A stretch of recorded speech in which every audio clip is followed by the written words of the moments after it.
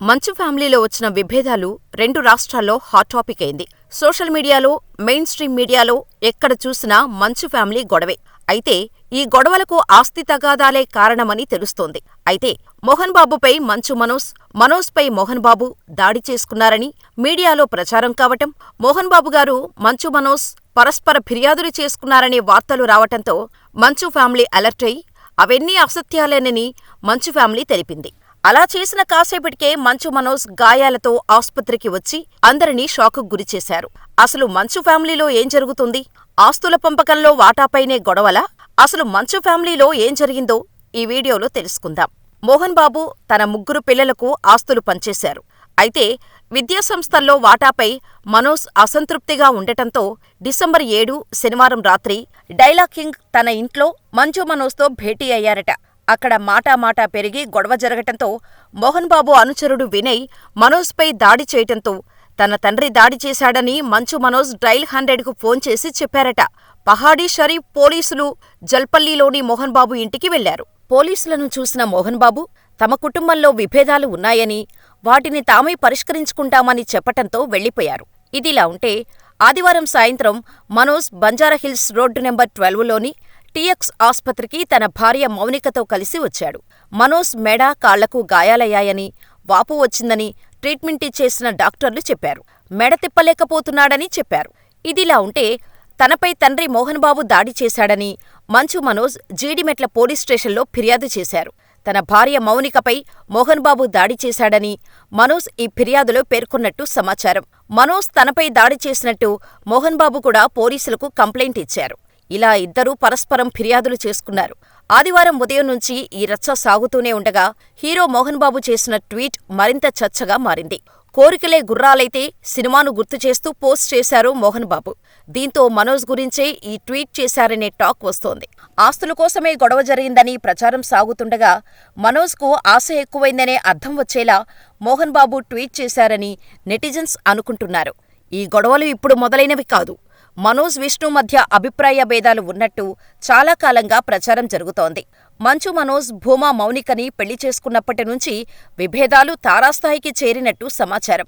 మనోజ్ పెళ్లిలో విష్ణు ఎక్కువగా కనిపించకపోవటం అప్పట్లో చర్చనీయాంశంగా మారింది కూడా. ఆ తర్వాత కొంతకాలానికి మనోజ్ సంబంధీకులపై విష్ణు దాడి చేసిన వీడియో అప్పట్లో వైరల్ అయింది. ఈ వీడియోని స్వయంగా మనోజే సోషల్ మీడియాలో పోస్ట్ చేసి ఆ తర్వాత డిలీట్ చేశాడు. ఈ గొడవల వల్ల మంచు ఫ్యామిలీ రెండుగా విడిపోయారనే టాక్ వచ్చింది. అప్పట్లో ఆ గొడవలే ఈరోజు ఈ స్థాయికి చేరుకున్నాయి. ఇదిలా ఉంటే మంచు మనోజ్ ఒక స్ట్రాటజీ ప్రకారమే హాస్పిటల్కు వెళ్లాడనే టాక్ ఇండస్ట్రీలో జోరుగా నడుస్తోంది. మనోజ్ హాస్పిటల్కి వెళ్లడం, మెడికల్ లీగల్ కేసు ఫైల్ కావడం పక్కా స్ట్రాటజీలో భాగమేనని లీగల్ ఎక్స్పర్ట్స్ అభిప్రాయపడుతున్నారు. హాస్పిటల్లో అడ్మిట్ అయితే లీగల్గా మంచు మనోజ్ కేసు స్ట్రాంగ్ అవుతుందని, అందుకే మంచు మనోజ్, భూమా మౌనిక ఇలా ముందుకెళ్తుండొచ్చని న్యాయ నిపుణులు చెబుతున్నమాట. మంచు మనోజ్ లీగల్ అడ్వైస్ తీసుకొని అందుకు తగినట్టుగానే మీడియా ఎదుట కూడా నోరు విప్పటం లేదనే వాదన తెరపైకి వచ్చింది.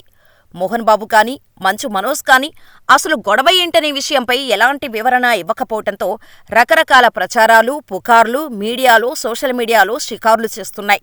విషయం తెలుసుకున్న మంచు విష్ణు దుబాయ్ నుంచి హుటాహుటిన హైదరాబాద్ వచ్చినట్టుగా తెలుస్తోంది. మంచు విష్ణు ఏం జరగలేదని కవర్ చేసే ప్రయత్నం చేశారు. కానీ తెర వెనుక మాత్రం ఇంకా వివాదాన్ని పెద్దది చేసే ప్రయత్నాలు విష్ణు చేస్తున్నట్టు సమాచారం. దాడి ఘటన జరిగిన జల్పల్లిలోని నివాసం నుంచి CC footage hard డిస్కును Manchu Vishnu తన వ్యాపార భాగస్వామి ద్వారా స్వాధీనం చేసుకున్నారని తెలుస్తోంది.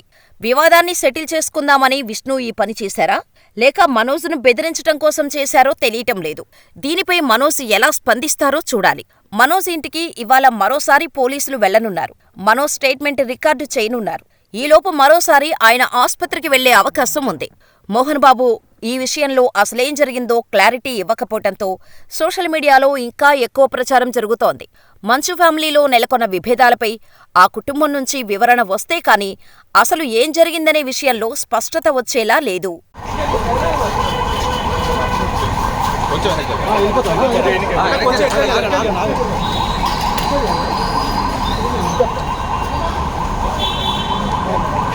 బ్యాక్ వెళ్ళండి. సైడ్ అక్కడ మీరే సైడ్ కవర్ చేసుకోవచ్చు. మాకంటే మేమే ఎక్కువ సార్ పక్కరండి సార్ పక్కరండి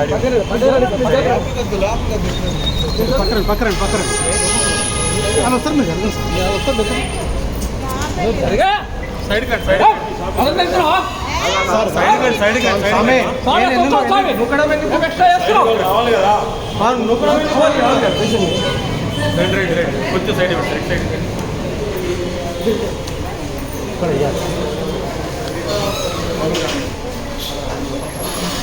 కొంచెం దూరం నుంచి